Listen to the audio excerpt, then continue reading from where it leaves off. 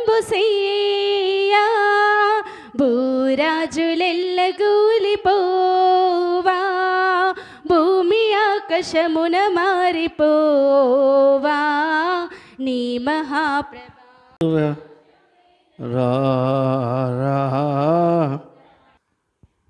ప్రార్థన. పరిశుద్ధుడు అయిన తండ్రి, వందనములు. మరొక పర్యాయని సన్నిధి నిలిచి నీ వాక్యము ధ్యానం చెట్టు నిలిచుండగా ఆత్మ అయిన నీవే మాపై కుమర్మబడి గొప్ప నడిపింపునిచ్చి నీ చిత్తమును బట్టి నీ మాట మా నోట ఉంచి నీ సన్నిధిని సహవాసించి నడిపించమని వచ్చిన బిడ్డలను దీవించుము, రాబోతున్న వారిని దీవించుము, అందరిపై కటాక్షం ఉంచమని యేసు నామమున అడుగుచున్నాము తండ్రి.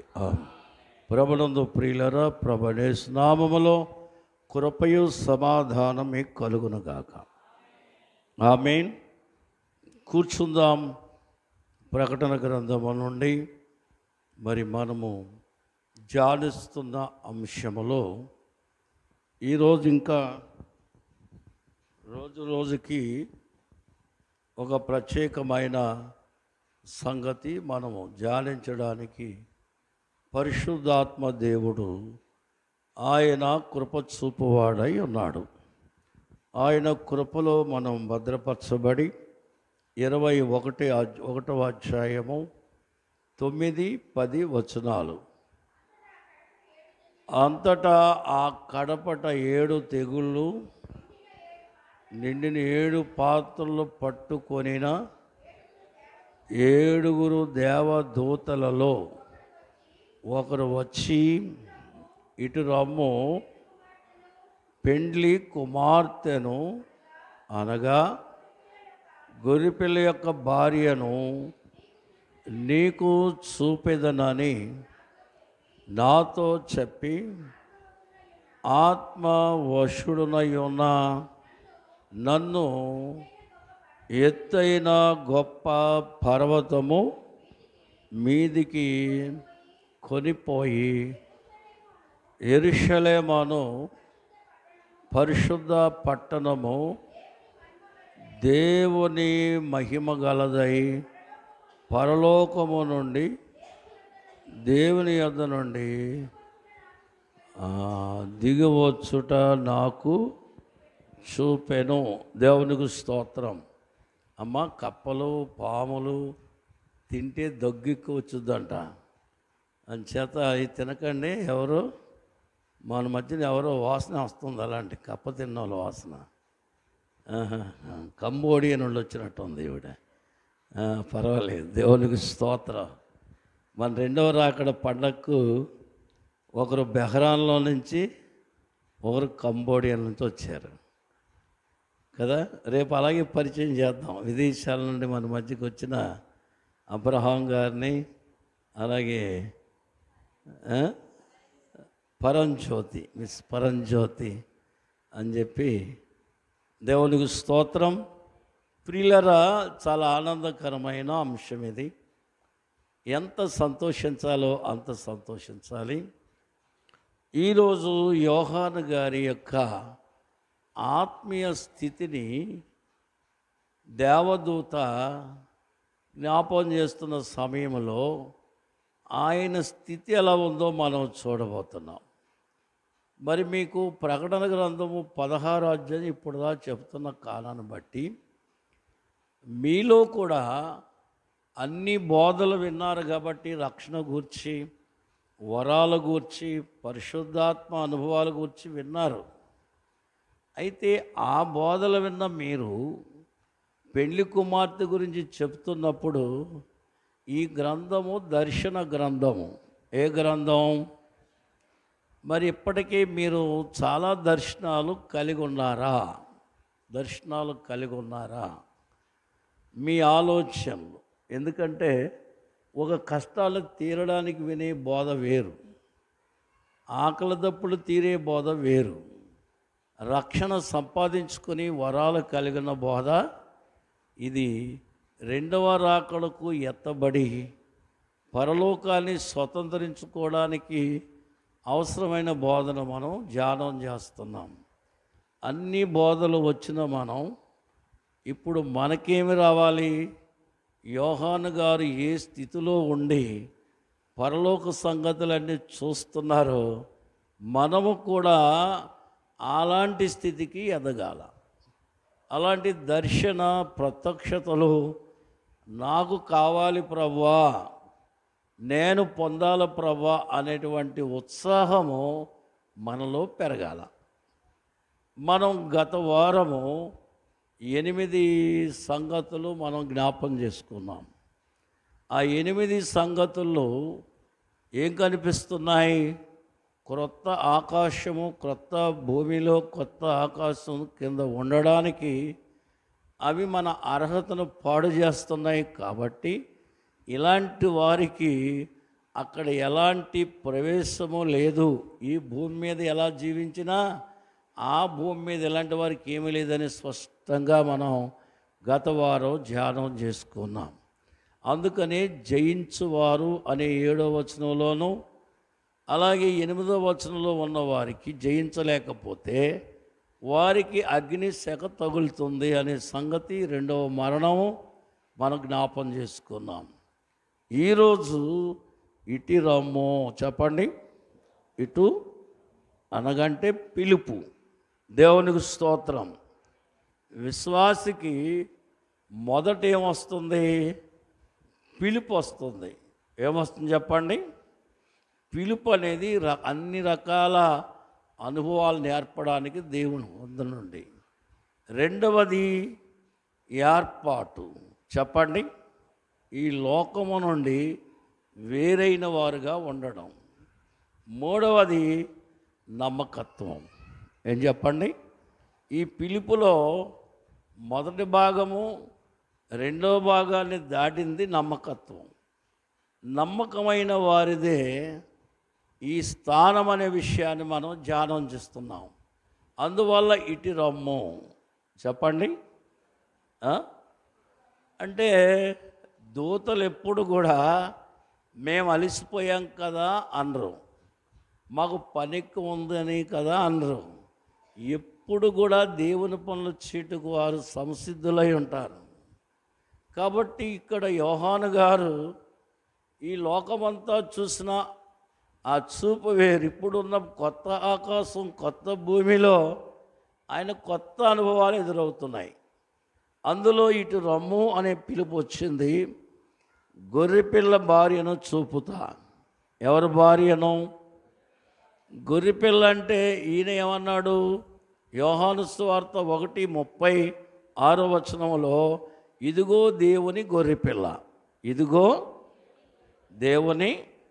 ఇశ్రాయేలీలు ఒక్కొక్క ఇంటికి ఒక్కొక్క గొర్రెపిల్ల చొప్పున వధిస్తారని మనం నిర్గమాకాండం 12:5లో ఉంది. అయితే ఈ లోకమంతా ఎవరి ఇల్లు? దేవుని యొక్క ఇల్లు. అందుకని దేవుడు కూడా లోకమంతటి ఒక కుటుంబ పాపాన్ని క్షమించబడ్డానికి, రక్షించబడ్డానికి ఒక గొర్రెపిల్ల అయితే, ఈవేళ లోకమంతటికి దేవుడు యేసుక్రీస్తు అనే గొర్రెపిల్లని ఇచ్చాడు. ఇది ఎవరి గొర్రెపిల్ల? దేవుని. కనుక ఈ గొర్రెపిల్ల పని ఏంటంటే బలైపోయింది, అర్పణ అయిపోయింది, సమస్తము దారపోసింది, దేవుని ఇష్టము నెరవేర్చింది. ఎవరిష్టం? అయితే ఇప్పుడు భూలోకములో శ్రమలు పొంది, కష్టాలు పొంది, ఆపదలకు వెళ్ళి అన్నీ గెలిచి క్రీస్తు వలె ఉన్న గొర్రెపిల్లే పెండ్లి కుమార్తె. దేవుని స్తోత్రం. అందువల్ల గొర్రెపిల్ల భార్య. ఎవరి భార్య అంటే ఇంచుమించు గొర్రెపిల్లే. కానీ అంటే గొర్రెపిల్లకున్న దీనత్వం ఇవన్నీ మనం వివరించుకునే కాలం మనం అన్నీ వినేసాం కాబట్టి. అయితే ఇప్పుడు ఎవరి గురించి చెప్పబడుతుంది? పరలోకంలో కొత్త ఆకాశం, కొత్త భూమిలో గొర్రెపిల్ల భార్య ఉంది. ఎవరున్నారు? ఎవరున్నారమ్మా? మనము ఎవరు భార్యగా ఉండాలి? ఎవరు భార్య అయి ఉన్నాము? మన వరుడు ఎవరు? ప్రభువైన యేసు. పరలోకములో నూతన యెరూషలేము ఉంది. ఏం కనబడుతుంది? నూతన యెరూషలేము కనబడుతుంది. అక్కడ పెండ్లి కుమార్తె ఉంది. ఎవరున్నారు? ఇక 3 గొర్రెపిల్ల భార్య ఉంది. 1 నూతన యెరూషలేము, 2 పెండ్లి కుమార్తె, 3 గొర్రెపిల్ల భార్య. 1 నూతన యెరూషలేము అనగా పెళ్లి కుమార్తె సంఘము. ఎవరి సంఘం? 2 పెండ్లి కుమార్తె అనగా గొర్రెపిల్ల భార్య. మళ్ళీ చెప్తున్నా నేను, అనుకోకండి. ఎవరి భార్య? 3 వధువు సంఘం అనగా దేవుని ఉన్నత స్థలములో ఆయన సముఖములో ఉండుట వధువు. ఎవరి సముఖములో? చెప్పండి.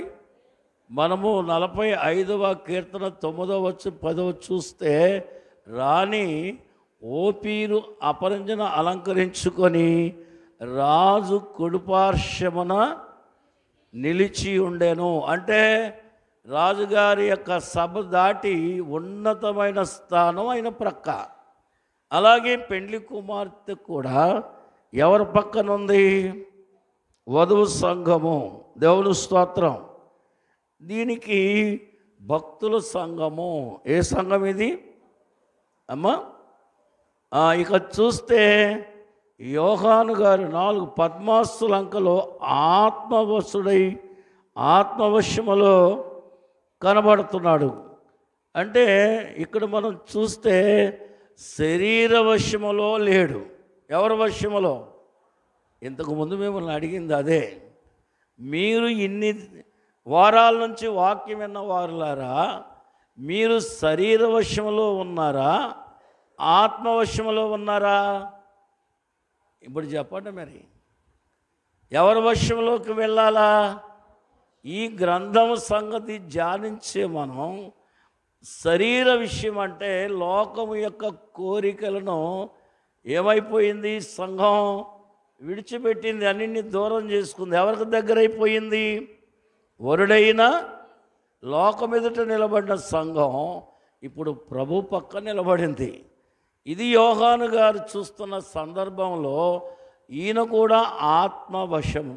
చూడండి, పౌలు గారు మన అపోస్తుల కార్యాల్లో 22వ వచనం మనం చూస్తే 14వ అధ్యాయము 22వ అధ్యాయము 17వ వచనం మనం చూసినట్లయితే, అంతటా నేను యెరూషలేమునకు వచ్చి ప్రార్థన చేయుచుండగా పరవశుడునై ప్రభువును చూచితిని. అంతే.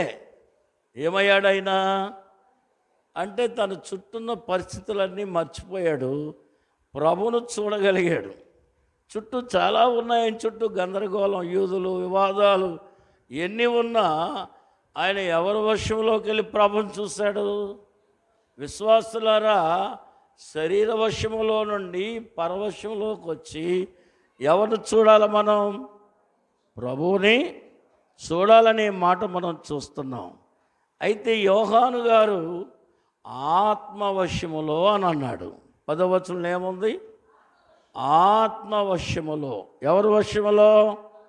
పరవశులం అంటే కేవలం ప్రభును చూసి ఆగిపోవడమే. ఆత్మవశములో అంటే నిరంతరం ఆయనతో ఉండాలా. చెప్పండి, నిరంతరం ఆయనతో ఉండాలా. చూడండి, ఆత్మ వశము.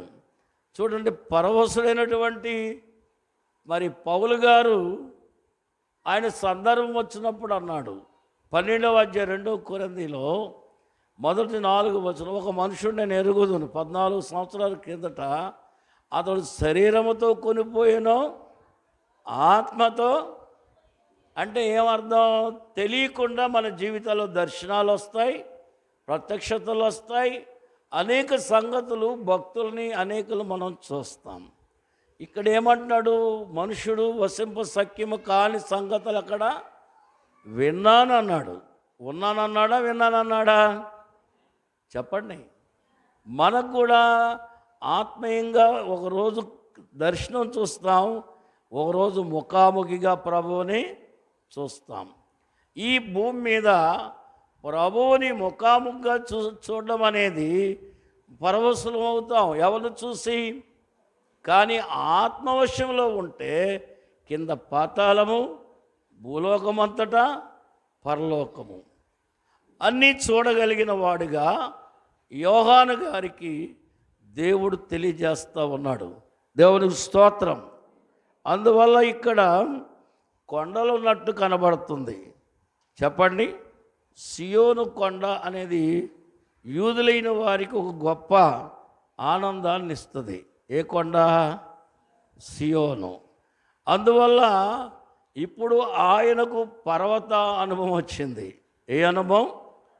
మరి కొత్త భూమి మీద పాత భూమిలో కొండలు ఉన్నాయి, మరి కొత్త భూమి మీద కొండలు ఎక్కడవి? మీరు చెప్పండి. కొండలుగా ఉన్నాయి అనే మాట మనం చూస్తున్నాం. ఏం కనబడుతున్నాయి ఇక్కడ అంటే, ఇక్కడ మన కొండలు కొన్ని నల్లగా ఉంటాయి, కొన్ని తెల్లగా ఉంటాయి. కానీ అక్కడున్న కొండ ఎలా ఉంది?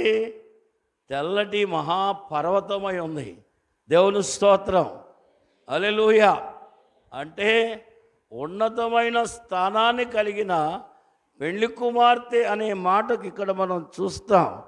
కొండలంటే ఇక్కడ దేవుని పిల్లరా ఆత్మవశుడై మాట. మనం ఎహెజ్కేలు గ్రంథంలో ఒక మాట చదువుదాం. 40వ అధ్యాయము 2వ వచనం కూడా చూద్దాం. 2వ వచనం. దర్శన నన్ను ఇశ్రాయేలు దేశములోని వచ్చి మిగుల అందరూ చదవండి. ఉన్నతమైన అంటే అర్థం ఏంటి? మనం చూసిన పర్వతాల వంటి పర్వతం కాదు, మనం పొందిన అనుభూతి కలిగిన అనుభవాలు కావివి. ఇవి పెండ్లి కుమార్తె యొక్క అంతస్తుకు తగిన హెచ్చింపును చూపిస్తూ ఉంది. అందువల్ల ఇశ్రాయేలు దేశంలో ప్రపంచంలో పర్వతాలకు విలువిచ్చింది ఎక్కడా? అనేక పర్వతాలు ఉన్న ఇశ్రాయేలు దేశంలో ఒక సీనాయి పర్వతం ఉంది, ఒక కరిమేలు పర్వతం ఉంది, ఒక ఓరేబు పర్వతం ఉంది, ఇంకా అనేకమైన పర్వతాలు, మోరియా, ఇవన్నీ పర్వతాలే. అందుకే దావీదు ఏమంటాడు? కొండల తట్టు నా కన్నులు. అరారాతు పర్వతం మీద అక్కడ నోవాహు కార్యం కనబడుతుంది. మొరియా పర్వతం మీద బలి అర్పణ కనబడుతూ ఉంది. సీనాయి పర్వతం మీద ధర్మశాస్త్రం కనబడుతుంది కదా. కర్మేలు పర్వతంలో ఏం కనబడుతుంది? దేవుని యొక్క అద్భుత కార్యాలు. కాబట్టి ఇవన్నీ మనకి పర్వత అనుభవాలు ఉన్నాయి. కాబట్టి యోహాను గారికి అక్కడ కూడా ఉన్న పర్వత అనుభవంలో మనం భూమి మీద చూసేటువంటి చెప్పండి ఈ అంటే కొన్ని పర్వతాలు చెత్త చెదారాలతో ఉంటాయి రకరకాలుగా. కానీ ఈ పర్వతము తెల్లగా ఎలా ఉంది? ఉన్నతముగా ఉన్నట్లుగా మనం చూస్తూ ఉన్నాం. దేవునికి స్తోత్రం. కాబట్టి ప్రభునందు ప్రియులరా, ఇక్కడ మనం చూస్తే ఎలాగైనా కానీ ప్రభువు భూలోకములో ఉన్న సంఘమును ప్రేరేపించడానికి తాను పెండ్లి కుమార్తె ఎలా ఉందో చూపిస్తాను. ఎవరిని చూపిస్తాను? దేవదూత చెప్పింది, పెండ్లి కుమార్తెని నేను నీకు చూపిస్తా. ఇప్పుడు యోహాను గారికి ఏది అవసరం చెప్పండి? ఎందుకు ఈ మాట చెప్పవలసి వచ్చిందంటే, యోహాను గారు యూదా పక్షపాతి. ఎవరు చెప్పండి? యూదులైన వారు యేసు ప్రభును సిలువ వేశారు. ఎవరు సిలువ వేశారు? యూదులైన వారే. అందువల్ల అంతటా ఎవరు కనబడాలని ఆశిస్తున్నాడు ఆయన? దేవుని ప్రతి కార్యములోన యూదులు కనబడాలా. యూదులు కనబడాలంటే యూదుల యొక్క అంతస్తు పర్వత అంతస్తు. దేవుని స్తోత్రం. మనము దావీదు కీర్తనలో 68 మన 15-16 వచ్చిన చూస్తే చూడండి, బాసాను పర్వతము శిఖరముల గల పర్వతము, శిఖరముల గల పర్వతములారా దేవుడు నివాసముగా ఉన్న పర్వతమును మీరు ఎలా వారసూపులు చూస్తూ ఉన్నారు. దేవుని స్తోత్రం. ఈ పర్వతములో దేవుడు ఉన్నాడు. ఎవరున్నారు? ఇప్పుడు అందరూ చెప్పాలి. ఇప్పుడు భూలోకములో ఉన్న ఈ పర్వత శ్రేణి అంతటా దేవుడు ఉన్నాడు, దేవుడు ఉన్నాడు, దేవుడు ఉన్నాడు అంటే కొత్త ఆకాశం కొత్త భూమిలో ఉన్న పర్వతం మీద పెండ్లి కుమార్తె ఉన్నది. ఇప్పుడు చెప్పాలా? భూలోకములో దేవునికి ఏ అంతస్తు అయితే ఉందో పరలోకంలో ఎవరికి అంతస్తు ఉంది? ఇప్పుడు చెప్పండి. యోహాను గారికి ఇక్కడ పర్వతాల గురించి తెలుసు గనక ఇక్కడ అంతస్తులో దేవుడు ఉన్నాడు. మీరేల వారసూపులు చూస్తున్నారు? అన్య జనాంగములారా, ఆచార భక్తి లౌకికులారా, మీరందరూ ఏర్పాటు చేసుకున్నది ఎవరు? దేవుడు. గనుక ఇది దేవుని శిఖరము. దేవుని శిఖరం గల పర్వతమే యోధా సమాజం. దేవుని స్తోత్రం. అయితే ఇప్పుడు ఇక్కడున్న పర్వతం ఏది? పెళ్లి కుమార్తె పర్వతం. ఎవరి పర్వతం? గట్టిగా చెప్పండి. అంటే ఇప్పుడు పెళ్లి కుమార్తె అంటే ఎవరు? యూదులు ఉన్నారు, గ్రీకు దేశస్థులు ఉన్నారు, అన్ని జనాంగములు కూడా మార్పు పొంది క్రీస్తు సారూప్యంలోనికి రావడానికి వారు పొందిన శ్రమానుభవాలన్నీ ఈవేళ పర్వత శ్రేణిని గుర్తు చేస్తున్నాయి. నువ్వు అలసిపోయావేమో, నువ్వు నలిగిపోయావేమో, నీరసడిపోయావేమో, నీ భక్తిని పెంపు చేయడానికి ప్రేరేపించడానికి దేవాది దేవుడైన యేసు క్రీస్తు ప్రభైన యేసు దేవుడు, రక్షకుడు, ఆత్మైన తండ్రైన దేవుడు, కుమార్ పరిశుద్ధాత్మ తత్వ దేవుడు నిన్ను ప్రేరేపిస్తూ ఉన్నాడు. నీ స్థాయి చూసావా ఎంత ఉందో, ఎంత గొప్పదో? అందుకని ఇక్కడ మనం చూస్తాం. ప్రభునందు ప్రియులరా, మరి ఇది చూస్తే ప్రభువు నెరవేర్పు కలిగినటువంటి మాటను ఇక్కడ మరి ప్రభువును చూస్తున్నాం. రెండవది ప్రభువు ప్రేమించిన ప్రజలు. ఎవరు ప్రేమించినా ఇవాళ చిన్న విషయంలోనూ ప్రేమ కలిగి ఉన్నావు. ఆయన ఎంత గొప్ప స్థితికి నిన్ను తీసుకెళ్ళాడో ఆలోచించుకోవాలి. దేవదాసాయి గారు అన్నారు, తన్మయమైపోయే పరిస్థితులు పరలోకానికి వెళ్ళి కాదు, భూమి మీద ఉంటుండగానే. ఎక్కడుంటుండగా? ఎవరిలో ఏకమైపోవాలా? ఎవరిలో ఐక్యమైపోవాలా? ఎవరిలో మహిమకర స్థితికి రావాలని ఉందో దేవుని వాక్యనోటి చూస్తూ ఉన్నాం. దేవునికి మహిమ కలుగును గాక. ఆమేన్. అందుకనే చూడండి, అక్కడ ఉన్నవారు తాను ఏమో తనకే తెలుసు, కానీ ఇక్కడ ఒకటి శరీరము, ప్రాణము, జ్ఞాన చెప్పటి శక్తి లోకములో ఉన్నది. పరలోక వశంలో ఉన్నవారు ఈ మూడు కొట్టివేయబడ్డాయి. ఏమయ్యాయి?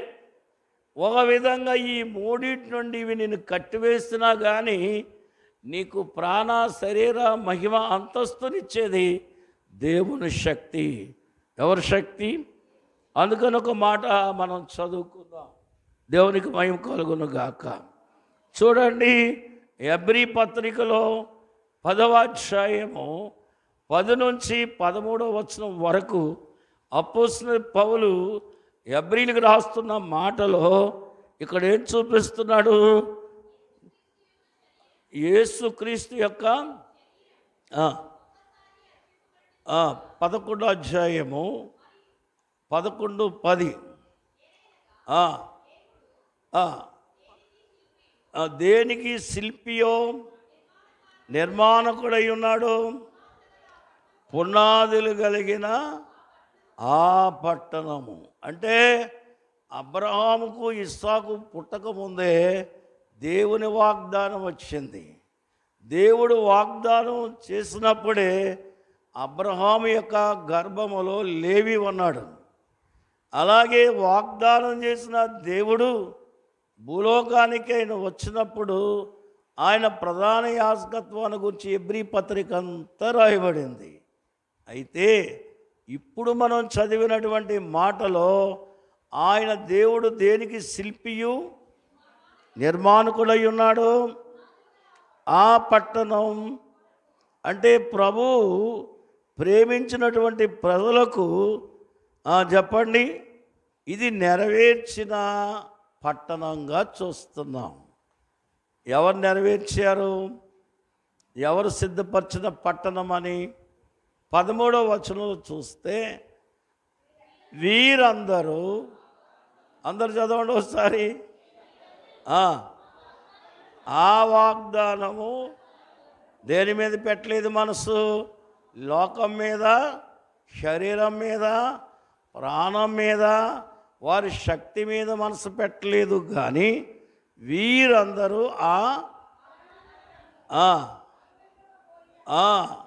దూరముగా ఉండి, దేవునికి స్తోత్రం, హల్లెలూయా, దేవునికి మహిమ కలుగును గాక, అనగా ఈ పట్టణం వారిదని, అది మాదే అని, అందులోకి రావాలంటే ఇదంతా జరగాలని వారు ఎరిగిన వారై దూరముండి వందనంబనర్తుము ప్రభో, వందనంబనర్తుము ప్రభో, వందనంబు తండ్రి తనయ, వందనంబు వందనము.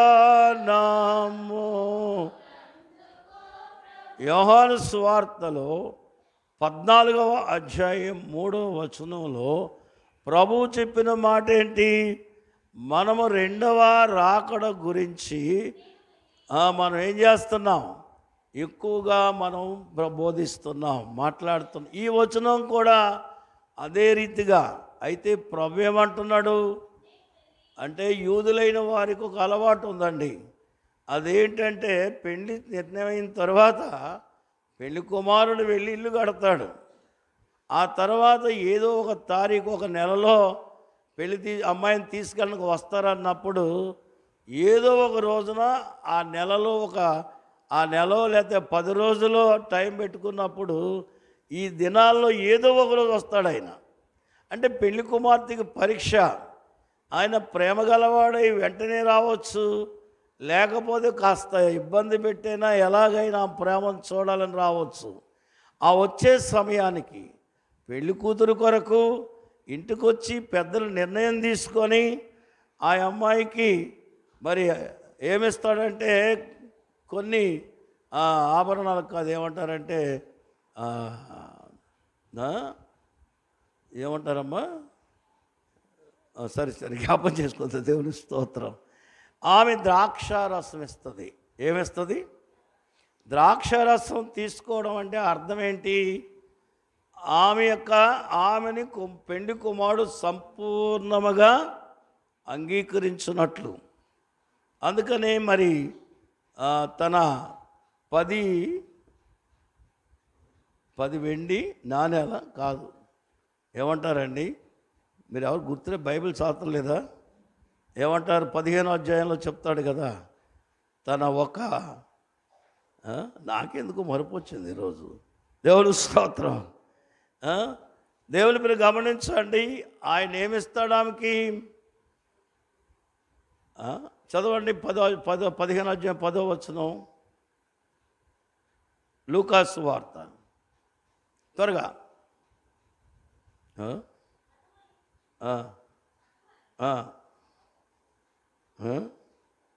తను పోగొట్టుకున్న, ఏం పోగొట్టుకుంది?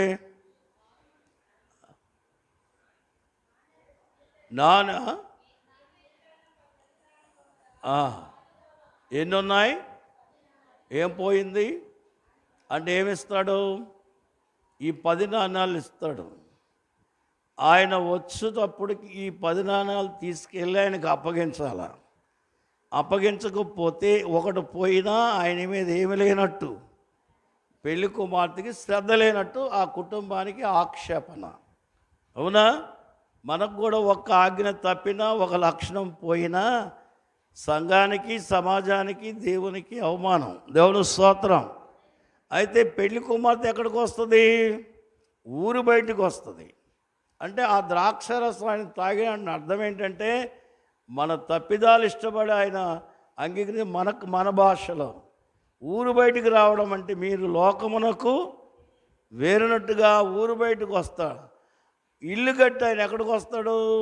ఊరు బయటికే వస్తాడు, ఇంటికి రాడు. ఆమె ఎదుర్కొన్నామని తీసుకెళ్ళి ఇంట్లో పెట్టి 7 దినాలు విందు చేస్తాడు. ఎన్ని దినాలు? 7వ దినాన అందరికి తన భార్యను పరిచయం చేస్తాడు. ఇదే భాగాన్ని ప్రభువు ఆయన రాకడ గురించి రాశాడు, రాకడని తెలియజేశాడు. దేవుని స్తోత్రం. అయితే ఇక్కడ ఏమంటున్నాడు? నేను స్థలము సిద్ధపరచా వెళ్ళి నేనుండు స్థలం. ఇప్పుడు చెప్పండి, ఏ స్థలం? గట్టిగా చెప్పాలి మరి. అంటే ఇప్పుడు ఎవరి స్థలంలోకి మనం వెళ్ళబోతున్నాం? అంటే ఇప్పుడు మనం ఏమనుకుంటున్నాం? ఇక్కడ చనిపోతాము, రేపు పరలోకి వెళ్ళిపోతాం. కాదు, ప్రభు చెప్పిన మాట.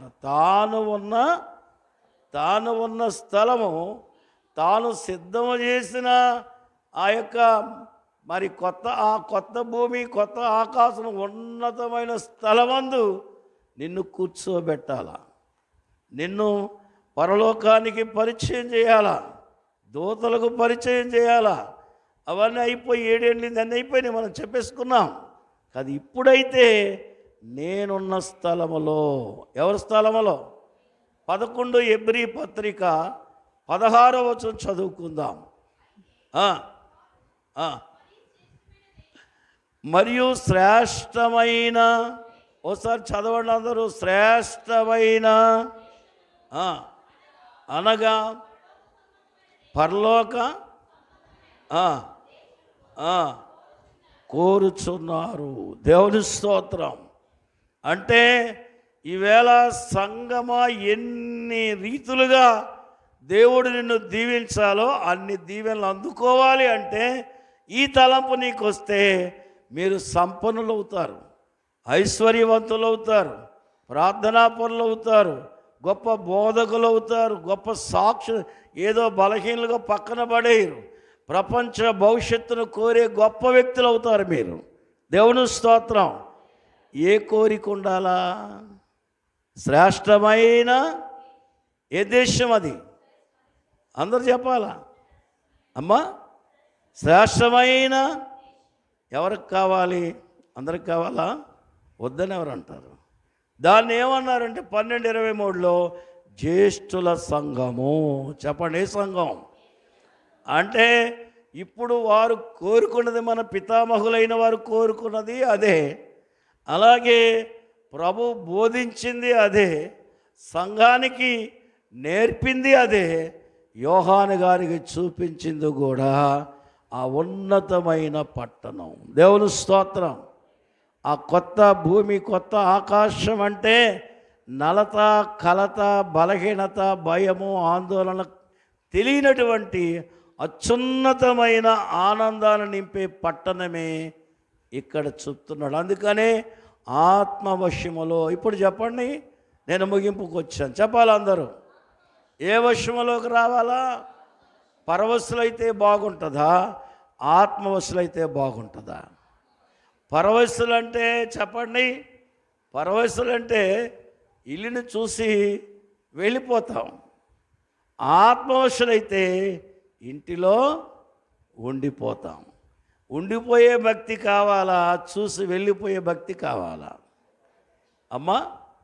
అందుచేత మరి మీరందరూ, అందుకనే పౌలు ఏమన్నాడు? చూసి వచ్చిన స్థలమాన్ని జ్యేష్ఠుల సంఘము అన్నాడు. ఏమన్నాడండి? అది నేను ఆ స్థానము అని చెప్పాడు ఆయన. దేవుని స్తోత్రం. అందుకనే పరవశులు కండి, ఈ లోకంలో ఉండి క్రీస్తును చూడండి, దూతలను చూడండి, పరిశుద్ధులను చూడండి, పరలోకముతో సహవాసం చేయండి. ఆ తర్వాత మరి నేను యేసు ప్రభు నమ్ముకున్న కొత్తలో ఒక పట్టపగలు మా పక్కింట్లో ఒక ఆయనకి మరి పెద్ద ఆయన, మేము ఒక మీటింగ్కి వెళ్ళి వచ్చాం. నేను బాగా జ్వరంగా దేని ఉన్నాను, మంచంలో ఉన్నా. ఎత్తైన మనుషులు ఒక బంగారంతో కూడుకున్న ఒక సమాధి, అంటే పెట్లాగా ఉంది కానీ మొత్తం బంగారం. వ్యక్తి మనుషులు చాలా ఎత్తున్నాను, ఎప్పుడు చూడాలి అంతమందినే చూస్తూ ఉన్నాను. ఇలాగే చూస్తూ ఉన్నా, కళ్ళు మూసుకొని కాదు. అమ్మగారేమో ఏదో ఎండిలో మాత్రం ఇది వేస్తుంది. ఆగమ్మ ఆగు, చూడు వీళ్ళందరూ ఎవరు కనబడుతున్నారు, వాళ్ళని చూస్తూ ఉన్నా. వాళ్ళు అడుగుతున్నారు, నేను ఒకళ్ళని తీసుకొని వెళ్ళడానికి వెళ్ళి వచ్చామన్నారు. అప్పుడు అన్నాను, నేనేనా అని ఆనందం అయిపోయాను. దేవా నన్ను తీసుకెళ్ళిపోతున్నావా అని. వాళ్ళు అన్నారు, ఇంక అతను రాలేదు, అంతకు ముందు వచ్చి నీకు కనబడి నిన్ను చూసి వెళ్దామని నీ దగ్గరికి వచ్చాం, కాసేపట్లో ఆయన వస్తాడు, ఆయన తీసుకెళ్తాం అన్నారు. ప్రియులరా, పరవశమైనప్పుడు ఈ లోకంలో ఉండాలని ఎందుకు అనిపిస్తుంది నీకు? ఇవాళ ఈ లోకం మీద ఇంత ఆశ పెట్టుకొని ఎందుకు జీవిస్తున్నావు అంటే మనం పరవశులం కాకపోవడం.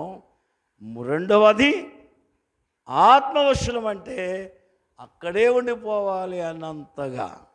దేవుడు ఏమి చెప్పినా చేయగలిగినట్లు, దేవదూతల వల్ల ఎక్కడికి పంపినా వెళ్ళగలుగునట్లు మన జీవితం మారుతుంది. అందుకే ఈ గ్రంథమును సాతాను ప్రకటించనివ్వదు. ఏ గ్రంథాన్ని? గట్టిగా చెప్పండి. ప్రకటన. సరే, నేను అయిపోయింది, వాళ్ళని చూస్తూ ఉన్నాను. ఒక గంట అయిన తర్వాత మా పక్క ఆయన వచ్చాడు, అలా కూర్చున్నాడు, చనిపోయాడు. అలా తీసుకెళ్ళిపోయారు ఆయన్ని. ఆయన మంచి భక్తి గలవాడు, వృద్ధుడు, ఒక వయసు ఉన్నవాడేలండి, మరీ అంత వృద్ధుడు కాదు. అంటే అర్థం ఏంటి? జరిగిన విషయం కంటికి కనబడింది. పరలోకం ఏం చేస్తుందో కంటికి కనబడింది. నాకు తర్వాత అనిపించింది, దేవా నాకు ఆత్మవశములో ఉంచు. ఈ ప్రేరేపణ రావడం వల్ల మీకు లోకం చాలా చిన్నదండి. మన కంటి ముందు లోకము చాలా చిన్నది. అందుకనే మనము పరవశులం అవ్వాలి. అంటే మన భక్తిలో, మన వరాలలో, మనం వాడబడే విధానంలో పరవశులం అవ్వాలి. దేవుడు చెప్పింది చెప్పినట్టు చేయడానికి ఎవరి వశములో ఉండాలా? ఈ రెండు భాగాలు కలిగిన క్రైస్తవుడు తుపాకీ, బాంబు, కత్తి, బల్లెము, అపాయమేమియో రాదు నీకు. అంటే అర్థం ఏంటి? నీకు హాని చేయడమో రాదు, హాని చేసేవాడు లేడు. గనుక అలాంటి మనస్సు నిబ్బరమిచ్చే ధన్య తండ్రి మీకు అనుగ్రహించును గాక. ప్రార్థన చేద్దాం. దేవా, ఇంత ఉన్నతమైన స్థానంలో నన్ను ఉంచాలని, ఈ పాపి మీద నీకు ఎందుకింత ప్రేమ? మా మీద నీకు ఇంత ప్రేమ ఎందుకయ్యా? దేవా, ప్రార్థిస్తున్నా, పరిశుద్ధులకు ఆయన కృప తోడైనావు. ఆ ఒక్కటే మయం తెలుసు, కానీ మిగతా మాకేమీ తెలియదు. అయినా దీవిస్తున్న తండ్రి బిడ్డలందరినీ ఆశీర్వదించండి నాయన. ఈ పట్టణ పరిస్థితులు, ప్రాంత ప్రదేశ దేశ భూలోకని సమస్త వాటిలో నుంచి పరవశులై నిన్ను చూచుచు ఆత్మవశులై ఉండి అనేకులకు నిన్ను చూపించు భాగ్యము దయచేయమని యేసు నామమున అడుగుచున్నాము తండ్రి. ఆమేన్. కూర్చుందాం. స్తుతి. మరణాత దేవుడు ఎం దేవదాసయ్య గారికి బయలుపరిచిన bible mission head office Guntur. క్రీస్తు ద్వితీయాగమన పండుగలు తేదీలు 2024 నవంబర్ 18, 19, 20 అనగా సోమ, మంగళ, బుధవారములు. సమయం ప్రతిరోజు ఉదయం 9:30 గంటల నుండి మధ్యాహ్నం 1:30 వరకు మరియు సాయంత్రం 6 గంటల నుండి 9 గంటల వరకు. స్థలం శిలాయము స్వస్తిశాల, కొత్త రోడ్డు దరి, శ్రీకాకుళం. మిమ్మల్ని ప్రేమతో ఆహ్వానించువారు రెవరెండ్ డాక్టర్ కె విశ్వాసరావు గారు మరియు సంఘ పెద్దలు, సంఘ సభ్యులు. Sharon Krupalayam, hospital road, Balaga, Srikakulam. అందరూ ఆహ్వానితులే. మరణాత.